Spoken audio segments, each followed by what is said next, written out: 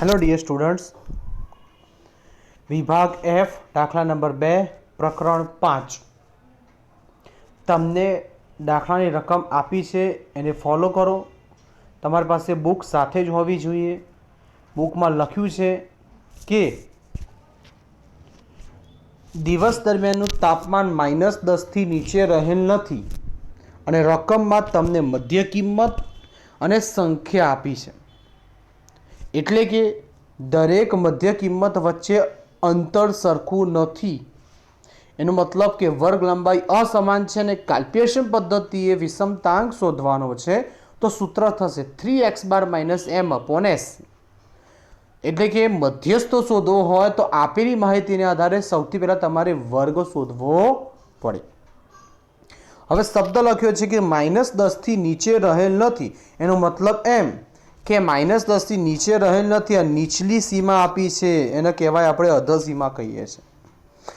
તો મધ્ય કિંમત આપી છે તો મધ્ય કિંમતનું સૂત્ર શું? અધસીમા વત્તા ઉર્ધ્વ સીમા ભાગ્યા 2. તો અધસીમા ધ્યાન રાખજો, મધ્ય કિંમત આપી છે રકમમાં -5 પહેલા વર્ગની, અધસીમા આપી છે -10 પણ ઉર્ધ્વ સીમા આપી નથી. ઉર્ધ્વ સીમા ભાગ્યા 2. તો આ બેનો આની સાથે ગુણાકાર, -5 ગુણ્યા 2 એટલે -10. આ -10 છે એ સાઈડ ચેન્જ કરીશું એટલે +10 થઈ જશે. -10 + 10 ઇઝ ઇક્વલ ટુ ઉર્ધ્વ સીમા. આ 10માંથી -10 જાય તો જવાબ આવશે 0. તો પહેલો વર્ગ આવ્યો -10થી 0. તો જોઈ શકો છો તમે પહેલો વર્ગ આવે છે -10થી 0. હવે તમારે કંઈ નથી કરવાનું. તમને જે આ રકમ આપી છે ને એને ફોલો કરો. બધાની ગણતરી નથી કરવાની, ડાયરેક્ટ શોધી શકો એમ છે. જુઓ, મધ્ય કિંમતને આધારે 5નો ગુણાકાર 2 સાથે, 5 દુ 10, એમાં અધસીમા બાદ કરો. 10 - 0 10, 12 દુ 24, અધસીમા બાદ કરો 14, 18 દુ 36, 14 બાદ કરો 22, 25 દુ 50, 22 બાદ કરો 28. રાઈટ? એ રીતે ગણો તો 100% આવશે. પણ પહેલાંની તો ગણતરી કરવી જ પડે. હવે તમે એમ કહેશો અધસીમા લાવવાની ક્યાંથી, તે પણ સમજાવું. આ 0 છે એના પછી 0 આવી ગયા, આ 10 છે એના પરથી 10 આવી ગયા, 14 છે એના પરથી 14 આવી ગયા અને 22 છે એના પરથી 22 આવી ગયા. હવે આવૃત્તિ આપી છે રકમમાં, તમારે મધ્યક શોધવાનો છે એટલે f અને x નો શું કરવો પડશે? ગુણાકાર કરવો પડશે. ત્યાર પછી પ્રમાણે વિચલન શોધવાનું હોય તો fx² એટલે fx × x fx². અને CFI, f પરથી CFI શોધવાની થાય. 25 × 25, 25 + 35 60, 60 + 105 165, 165 + 125 290, 290 + 75 365. હવે આનો સરવાળો સિગ્મા fx, ખાસ ધ્યાન રાખજો આ બધાનો સરવાળો -125 કરવાના છે. સિગ્મા fx² નો સરવાળો ઇઝીલી થઈ જશે 30 39 95. હવે એના પરથી પહેલાં મધ્યકનું સૂત્ર x bar is equal to sigma fx upon n. 5435 ભાગ્યા 365 એટલે આવશે 14.89. હવે મધ્યસ્થ શોધો તો મધ્યસ્થનું સૂત્ર m = n/2 માં અવલોકનની કિંમત, 365 ભાગ્યા 2 એટલે 182.5 માં અવલોકનની કિંમત. એ ક્યાં જોવાનું તો કે CFIમાં 182.5 નો સમાવેશ શેમાં થશે? 14 થી 22ના વર્ગમાં થાય. તો જો મધ્યસ્થ m = l + n/2 - CF / f × c. એમાં l 14, n/2 182.5, CF જે CFI આવે છે એની ઉપરની CF 165 અને F 125 અને વર્ગ લંબાઈ C 8. હવે 14 ના 14, 182.5 - 165 17.5 ભાગ્યા 125 ગુણ્યા 8. આનું સાદુરૂપ આપીએ આખાનું તો 1.12, 14 + 1.12 એટલે 15.12 આવશે.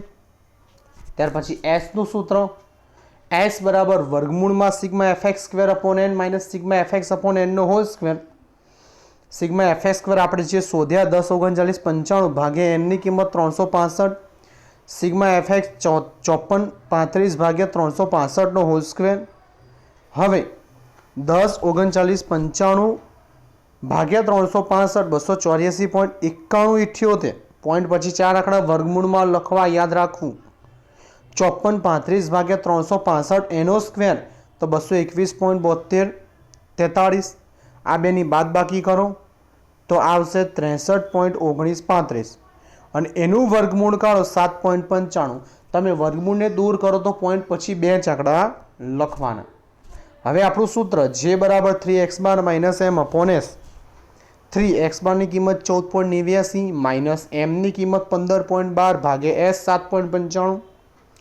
14.89 માઇનસ 15.12 એટલે માઇનસ 0.23.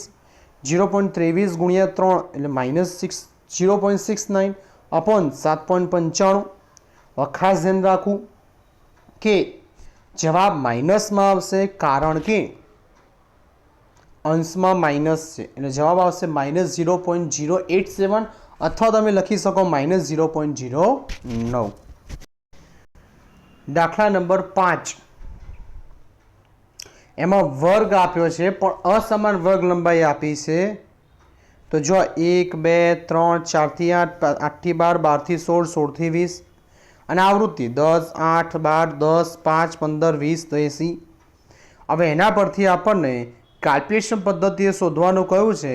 તો સિમ્પલ જ્યારે અસમાન વર્ગ લંબાઈ હોય ત્યારે જે બરાબર 3 × x બાર માઇનસ m અપોન s વાળું સૂત્ર આવે. મધ્ય કિંમત 1 ની મધ્ય કિંમત 1 2 ની 2 3 ની 3. ઘણા બધા વિદ્યાર્થીઓ મધ્ય કિંમત 1 ના અડધા કરે 0.5. આ ધ્યાન રાખજો, એવું નહીં કરવાનું. મધ્ય કિંમત એટલે અધર સીમા અને ઉર્ધ્વ સીમા ની સરેરાશ કાઢવાની. 4 + 8 ભાગ્યા 2, 8 + 12 ભાગ્યા 2, 12 + 16 ભાગ્યા 2 અને 16 + 20 ભાગ્યા 2. પછી fx f અને x નો ગુણાકાર 10 × 10 8 × 16 12 × 36.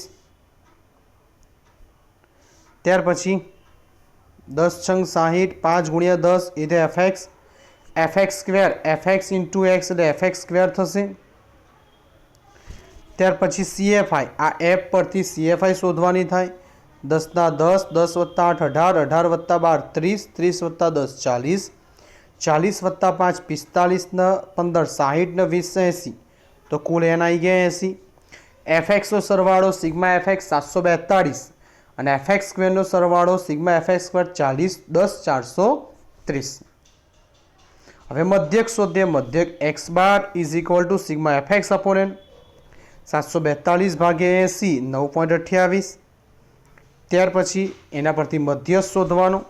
n/2 માં અવલોકનની કિંમત 80 ભાગ્યા 2 એટલે 40માં અવલોકનની કિંમત. 40માં અવલોકન ક્યાં જોવાનું તો કે CFI માં જોવાનું. 40માં અવલોકનની સામેનો વર્ગ કયો આવે છે 4 થી 8. તો જો આ 4 થી 8 તો m બરાબર l plus n/2 minus CF upon f into c. જેમાં l એટલે 4, n/2 40, CF જે CF શોધ્યાની ઉપરની કિંમત 30, f 10, c વર્ગ લંબાઈ 4. પણ કઈ વર્ગ લંબાઈ લેવાની એ પણ તમને બતાવી દઉં ખાસ, કારણ કે બધા વર્ગ અલગ અલગ છે. આ જે વર્ગ આવે એની નીચેથી જોવાનું. ઊભી વર્ગ લંબાઈ જો 8 - 4 કેટલા થશે 4. તો વર્ગ લંબાઈ આવશે 4. હવે 40 - 30 એટલે 10 ભાગ્યા 10 ગુણ્યા 4 એટલે આવશે 4. 4 + 4 કેટલા થશે 8. તો એમની કિંમત 8. હવે s વર્ગમૂળમાં sigma fx square upon n minus sigma fx upon n નો હોલ સ્ક્વેર. તો સિગ્મા fx સ્ક્વેર જોઈ શકો છો આ રહ્યું. આપણે સરવાળો કર્યો છે 10 430 ભાગ્યા 80, 742 ભાગ્યા 80 એનો સ્ક્વેર. 10 430 ભાગ્યા 80 130.375, 742 ભાગ્યા 80 86.026 અને બંનેની બાદબાકી કરીએ તો 44.349 વર્ગમૂળમાં જ. અને એનું વર્ગમૂળ દૂર કરીએ તો 6.66. બંને શોધવાના ગયા છે વિષમતા અને વિષમતાંક. તો વિષમતાનું સૂત્ર 3x બાર માઇનસ m ખાલી વિષમતા માટે. તો 3x બારની કિંમત 9.28 માઇનસ m. 9.28 માઇનસ 8 એટલે 1.28 ગુણ્યા 3 3.84. અને જે શોધો તો 3x bar minus M upon S, તો 3x બાર માઇનસ એમ એની કિંમત છે 3.84, 3x બાર માઇનસ એમ એની કિંમત છે 3.84, એસની કિંમત છે 6.66, તો 3.84 ભાગ્યા 6.66 0.58. તો એસકે અને જે બંને મળી ગયા. ઓકે.